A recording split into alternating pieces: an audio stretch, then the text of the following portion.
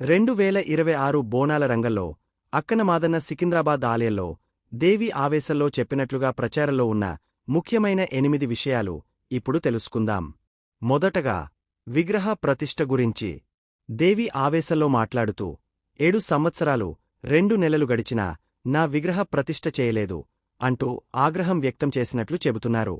6 నెలల్లోపు ప్రతిష్ఠ పూర్తి చేయాలని, ఆలస్యం చేయవద్దని హెచ్చరించినట్లు తెలిపారు. చివరగా పెద్దల సమక్షంలో వచ్చే సంవత్సరంలోపు ప్రతిష్ఠ పూర్తి చేస్తామని మాట ఇచ్చినట్లు పేర్కొన్నారు. రెండో విషయం వర్షాలు మరియు పంటలు.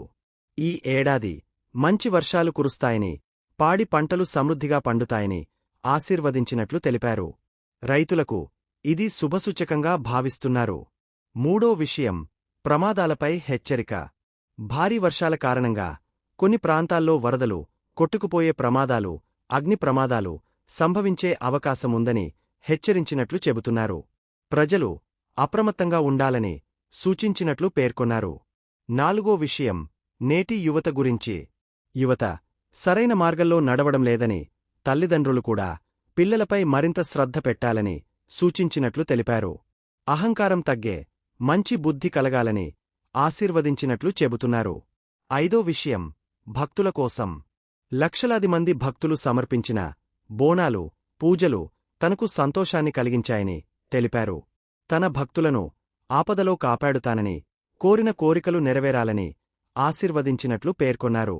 ఆరవ విషయం ఆచార సంప్రదాయాల గురించి. పూర్వం పాటించిన ఆచారాలను మరువకుండా కొనసాగించాలని, శాంతి పరిహారాలు నిర్వహించాలని సూచించినట్లు చెప్పారు.